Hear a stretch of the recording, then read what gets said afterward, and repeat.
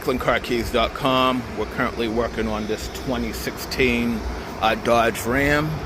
It is a 2500 and it is a diesel. Well, actually, excuse me, I'm sorry. That's a 5.7 Hemi, but it is a 2500.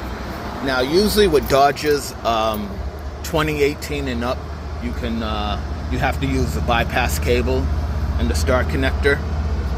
Usually 2017 and down, you can plug directly into the DLC and program it. So this one's a 2016, but I notice it does have the green start connector there. So I'm going to try to plug it into the DLC and see if it lets me program 2 new keys to it. If not, I do have my ADC 2011 cable, and we will be able to go in, plug in and program into the DLC cable. So this is often called the Starlink. It basically allows communication over the CAN network. If you plug into here on the newer cars on the DLC connector, it doesn't actually connect into the CAN network where you need to program it with cars that usually have the Starlink connector. Another thing to try to consider is if you do have auto off, which I do, you should be able to go in online and without using the ADC 2011 cable and program these.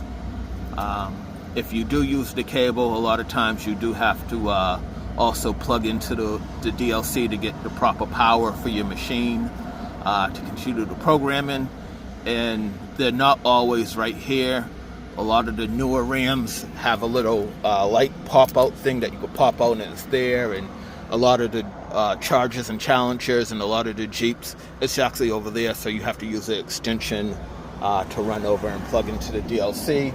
And then on like some Chryslers and stuff, it's all the way in the back where you have to run a long extension.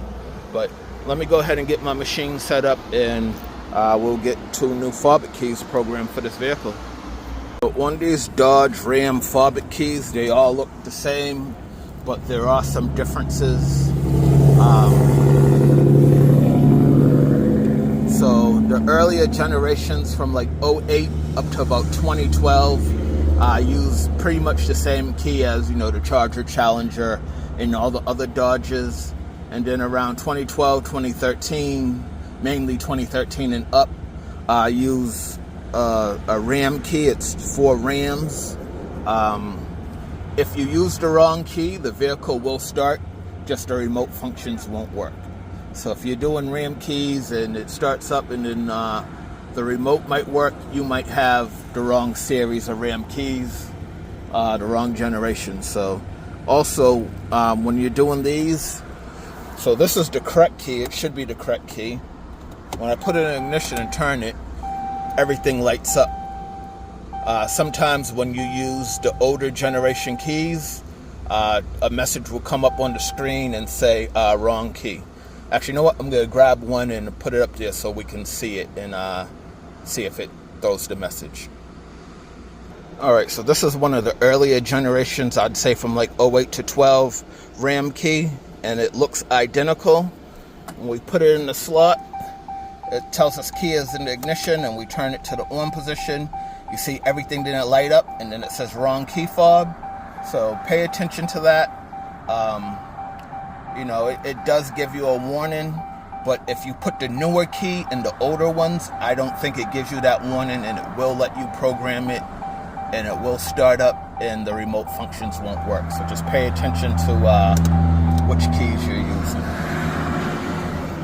Alright, so I'm going to go ahead and put one of the correct keys back in, turn it on.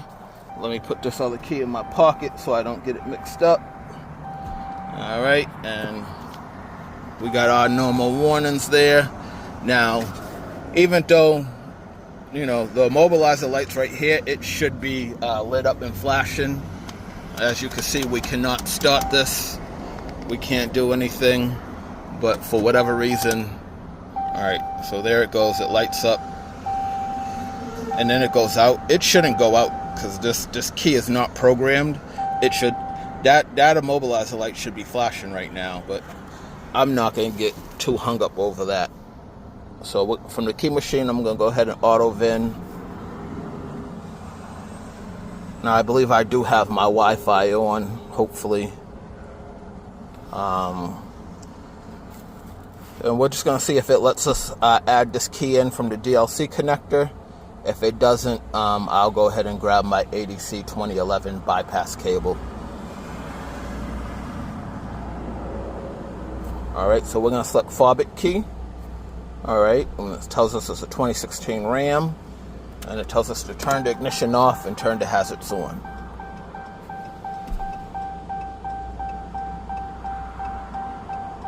Alright, so it read the password. So that's a pretty good indication that even though there is a star connector there, it's going to let us go ahead and program this directly from the DLC. I'm going to go ahead and hit OK. Go into control unit. Go into immobilizer. Go into key learning. And then we're going to go into key learning again. Alright. So same thing we just did with that other Magnum. Right now there's 5 keys in the system, and on the Magnum 6 was the maximum. So I'm going to go ahead and program this key and see if it takes in. Yes.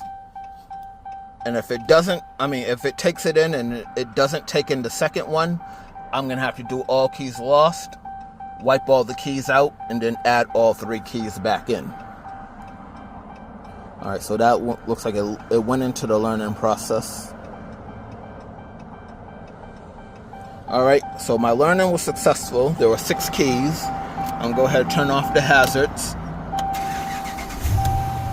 Alright, we were able to start up the vehicle. It runs.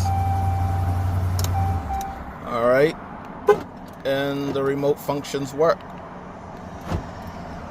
Alright, so now what we're going to do is I'm going to take my other key out the package and add it in.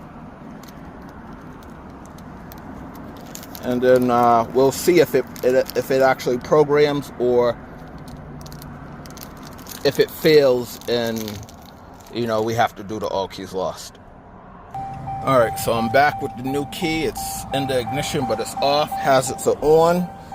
Now, it asks us if we want to learn the next key, but I don't think it's smart enough to know that it's actually full of keys.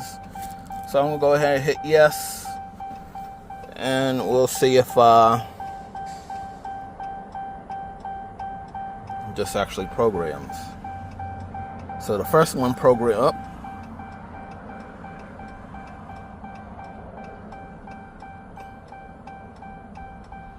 Alright, so this one was successful. We have 7 keys in the system. So the Dodge Rams can maybe take 8 keys, where those older Magnums could only take 6. But we were able to go ahead and successfully add this key in, so we don't have to do all keys lost. And, if the customer does have any of those other keys at home, they're not erased. That's the only problem with doing all keys lost.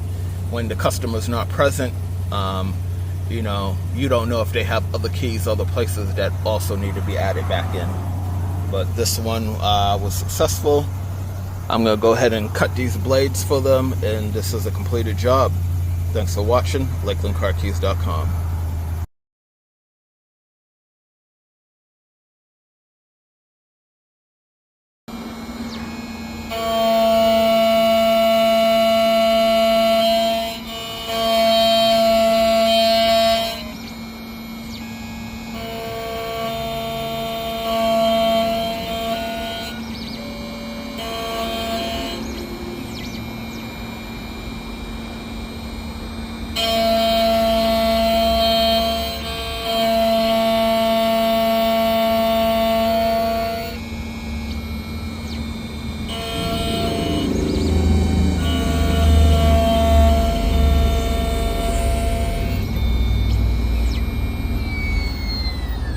Here's a good one for you guys. I just made 2 fobik keys for a 2015 Dodge Ram, and me not paying attention, I made 2 of these 3-button keys where his key had the remote start button on it.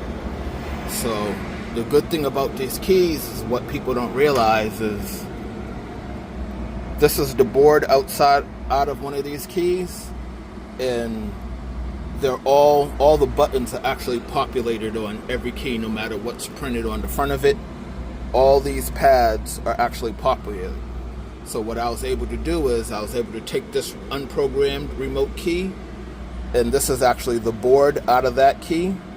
I put the already programmed board, because it's locked now, in this with the proper pop pads. See how this key only had the 3 pop pads because it only had those 3 buttons?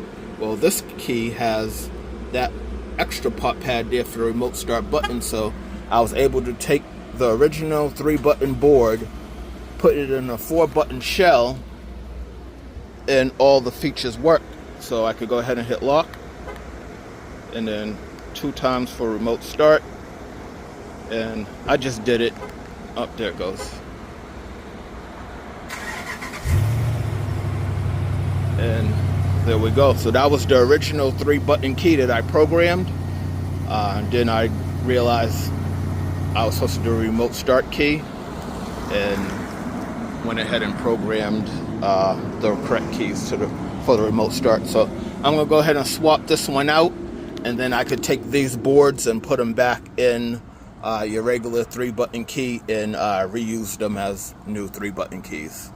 Alright, so if you ever run into that jam, just know those boards are interchangeable, and most of the times the buttons are, already there.